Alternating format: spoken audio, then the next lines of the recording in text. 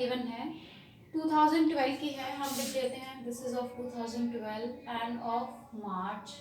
ठीक है, नेक्स्ट है हमारा फर्स्ट मार्च की जो एंट्री है, क्या गिवन है, cash in hand and cash at bank. अब सबसे पहले अगर कैश इन हैंड या कैश एट बैंक गिवन है, इसका मतलब है ये है हमारा बैलेंस बॉट डाउन। ठीक है, तो हम यहाँ पर लिख देंगे to balance bot down.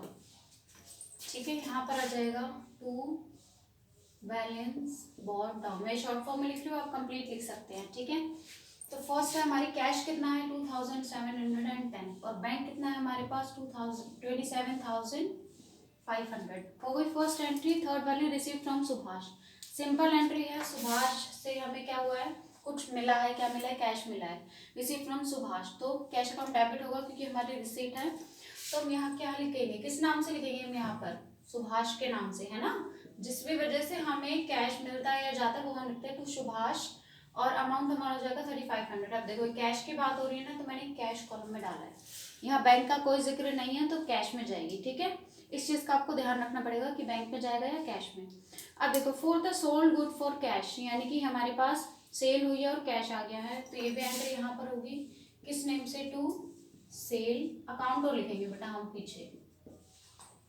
Laser follow का भी इसमें यूज होगा, वो मैं बताऊंगी आपको कैसे करना। तो टू सेल अकाउंट कितना हो गया 10,000, यानी कि 10,000 की क्या हो गई है, कैश सेल।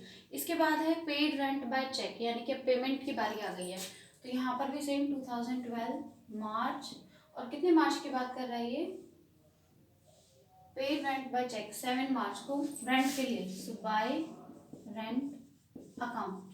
कितना है रेंट के लिए पेमेंट, यहाँ पर है 800, और किससे है, चेक से, तो यानी कि पेमेंट कहाँ से जाएगी, बैंक से। हम इसको बैंक में करेंगे इस एंट्री को। Paid Sohan by cheque again, तो by Sohan account. I think इसके अंदर तो अभी कोई कंफ्यूजन नहीं होगा कि सोहन को पेमेंट करी है थ्रू चेक, यानी कि 3000 ही हमारे कहाँ से गई, चेक से, यानी कि बैंक से कम हो गया। नेक्स्ट है बोट गुड्स फॉर कैश।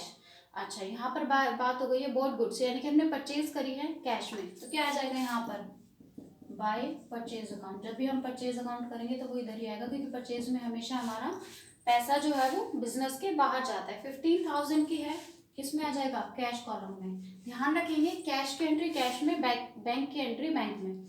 अब नेक्स्ट देखो, paid cash for stationery and draw from bank for office use. ठीक है, पेड कैश फॉर स्टेशनरी, यानी कि हमने स्टेशनरी के लिए पेमेंट करी, तो हम क्या लिख देंगे, बाय स्टेशनरी अकाउंट।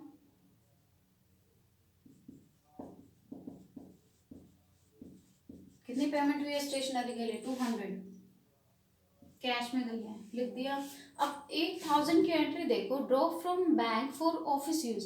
अब यहाँ पर दो एंट्री बन रही है, देखो जब भी हम बैंक से पैसा निकालेंगे तो हमारे पास कैश बढ़ जाएगा और बैंक हमारा कम हो जाएगा, और अगर हम अपोजिट करेंगे, जब भी हम बैंक में पैसा जमा कराएंगे अगर हमारे पास कैश पड़ा है तो कैश कम हो जाएगा और बैंक में ज़्यादा हो जाएगा, तो इसको हम बोलते हैं कॉन्ट्रा एंट्री। क्या बोलते हैं इसको, कॉन्ट्रा एंट्री। तो ये वाली एंट्री जब भी होगी ना, तो यानी कि इससे दो खाते इफेक्ट होंगे हमेशा, दो अकाउंट, कैश वाला भी और बैंक भी। अगर बैंक में बैंक से मैंने पैसा निकाला है, ड्रॉ कर लिया, विड्रॉ कर लिया, तो बैंक से मैंने पैसा निकाल लिया और कैश क्या बढ़ गया मेरे पास, कैश। दो एंट्री हो गई ना सेम, तो यानी कि यहाँ पर बैंक अकाउंट इफेक्ट होगा, यहाँ पर कैश अकाउंट। और एक कॉन्ट्रा एंट्री है, इसके लिए हम लेजर फोलियो में सी लिख करके दिखा देंगे ताकि हमें पता चल जाए that this is a Contra entry. I think समझ आ गया होगा, बाकी हम कर लेते हैं। देखो ड्रॉ फ्रॉम बैंक, सबसे पहला क्या है कि बैंक से निकालिए 8,000, तो क्या हुआ हमारा बैंक से कम हो गया ना, 12 के अंदर ही दिया हुआ। बैंक से जब पैसा कम हो गया है यानी कि कैश हमारा बढ़ गया, तो क्या हो गया यहाँ पर, बाय कैश अकाउंट, यानी कि कैश हमने निकाल लिया तो बैंक से कम हो गया है। बैंक से कम होगा तो बैंक थोड़ी ना लिखूंगी मैं यहाँ पर कि बाय बैंक अकाउंट, और बैंक में पैसा डाल दूंगी, नहीं, कैश अकाउंट टू बैंक। और सेम एंट्री यहाँ पर हम लिख देंगे लेजर फॉलो के अंदर सी मीन्स कॉन्ट्रा। अब सी का मतलब क्या होगा, कॉन्ट्रा एंट्री, यानी कि यहाँ पे कैश को इफेक्ट, कैश लिख के बैंक इफेक्ट हुआ, और यहाँ पर बैंक लिख के कैश होगा टू बैंक, यानी कि बैंक से मेरे पास पैसा आ गया, कितना पैसा आया 8,000, जितना वहां से गया था उतना यहाँ से आ गया, और दोनों तरफ क्या लिखते हैं हम लेजर फोलियो में, सी, यानी कि कॉन्ट्रा एंट्री। ठीक है, अब इसके बाद आप नेक्स्ट देखेंगे 12 के बाद 15, receive cheque from Surendra and send it to bank, यानी कि हम ये मान लेंगे कि वो चेक डायरेक्टली बैंक में जमा करा दिया गया है, तो 15 को क्या हो जाएगा, टू सुरेंद्र अकाउंट, कितना 6600, और कैसे गया है बैंक में, हमने सबमिट करा दिया है 6600। नेक्स्ट है पेड फॉर एडवर्टाइजमेंट, सिंपल है, बाय एडवर्टाइजमेंट अकाउंट। मैं पूरा पूरा नहीं लिख रही हूँ, शॉर्ट फॉर्म में लिख रही हूँ, आप लोग भी कर लेना, ठीक है। पेड फॉर एडवर्टाइजमेंट कुछ नहीं गिवन है, मीन्स कैश पेमेंट हुआ है। नेक्स्ट है issue cheque for Nath brothers, यानी कि हमने चेक इशू कर दिया, हमारे पास से पेमेंट जो है चली गई, तो किस नाम से जाएगी, बाय नाथ ब्रदर्स अकाउंट। और चेक गया है, इट मीन्स हमारा कौन सा बैलेंस कम हो जाएगा, बैंक बैलेंस, ठीक है। नेक्स्ट है कैश सेल। अब सेल आ गई है तो अगेन हमारे पास क्या हो गया, अमाउंट आ रहा है टू सेल अकाउंट, कितनी हुई कैश सेल 13,000। अब बेटा एक और एंट्री है पेड इनटू बैंक। अब पेड इनटू बैंक का मतलब है कि बैंक में तो बढ़ गया लेकिन कैश में कम हो गया। अब पहले बैंक में बढ़ गया है ना अमाउंट, तो हम यहाँ पे डाल देंगे 19 में ही बैंक में बढ़ा है, तो किस नाम से बढ़ा है, कैश अकाउंट, यानी कि मैंने कैश जो है बैंक में डाल दिया, कितना 16,000 का। लेकिन उसी के साथ साथ मेरा कैश तो कम हो गया ना, तो मैं क्या डालूंगी, बाय बैंक अकाउंट। अब कैश क्यों कम हुआ, बैंक की वजह से, तो क्या हो गया 16,000।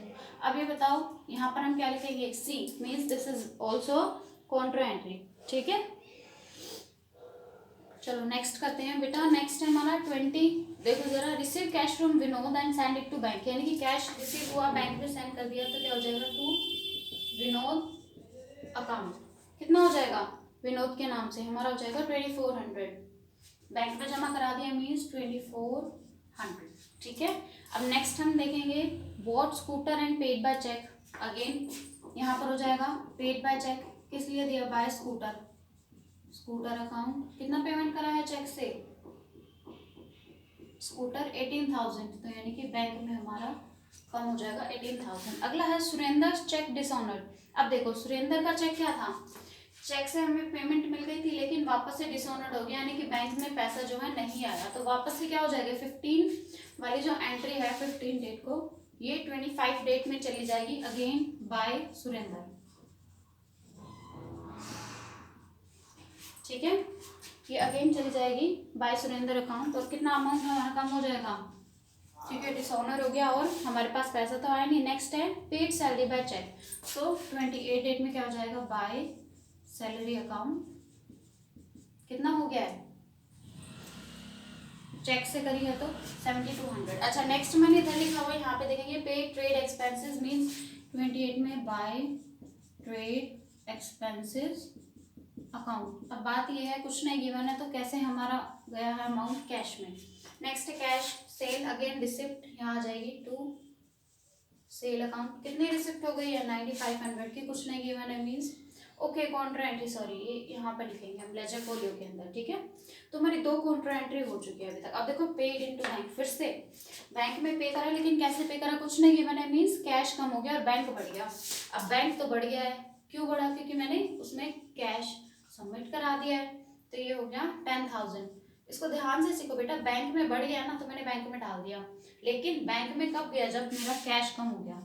और कैश किस नाम से कम हुआ, बैंक के नाम से, यानी कि सेम अकाउंट में कैश में मैं कैश करके एंट्री नहीं डाल सकती, कैश में मैं डालूंगी एंट्री बैंक के नाम से, और बैंक में मैं एंट्री डालूंगी कैश के नाम से, ठीक है। अब आपकी सारी एंट्रीज हो चुकी है, अब हम इसका आंसर निकाल लेते हैं, कितना हमारे पास बैंक बैलेंस बचा है और कितना कैश। आपको पता है रिसिप्ट साइड है, यानी कि अगर ये ज़्यादा होगी तो हमें प्रॉफिट होगा, कम होगी तो हमें लॉस होगा, ठीक है। अब बैलेंस कैरी डाउन निकल जाएगा हमारा, और कैरी डाउन का मतलब क्या होता है, दोनों साइड इक्वल होनी चाहिए। अगर ये ज़्यादा है तो वहाँ कैरी डाउन बचेगा, ये ज़्यादा है तो इधर कैरी डाउन बचेगा। चलो ओके सो क्लास, अब इसके बाद मैं क्या बोल रही थी कि यहाँ पर मैंने टोटल करके रखा हुआ है, देखो इसका टोटल इतना आ रहा है और इस कैश कॉलम का टोटल आ रहा है इतना, यानी कि कौन सा वाला कम है हमारे पास, टोटल ज़्यादा कौन सा वाला आ रहा है, रिसिप्ट साइड, यानी कि हमारे पास कैरी डाउन कहाँ पर बैलेंस करना होगा, इधर की तरफ, क्योंकि यहाँ पर मेरे पास कम बचा है। और बैंक अकाउंट में भी सेम है, ये ज़्यादा है और इसका टोटल आ रहा है इतना, ठीक है। तो उसके अकॉर्डिंग अगर मैं इसको ऐड करके माइनस करती हूँ, यानी कि इसमें से मैंने ये वाला माइनस कर दिया, टोटल मैंने अभी मिटा दिया यहाँ पर, आप माइनस करेंगे तो आपको यहाँ पर बचेगा 12,2760। अब देखो यहाँ पर इसका टोटल मैंने करके रखा हुआ है इतना है। अब आप 62,500, ये वाला ज़्यादा है ना, इसमें से कम वाला माइनस करेंगे तो हमारे पास क्या आ जाएगा, कैरेट डाउन। तो बैंक का हमारा कैरेट डाउन कितना बचा है यहाँ पर, इट विल बी 14,600, तो ये हो गया आपका क्वेश्चन कंप्लीट। मैंने आपको बता दिया है जो साइड ज़्यादा आएगा, ये वाला साइड ज़्यादा आई थी तो इसमें से सारा माइनस हो जाएगा, कैश वाले में से कैश वाला और बैंक वाले में से बैंक वाला। आई होप ये क्वेश्चन समझ आ गया होगा आप लोगों को।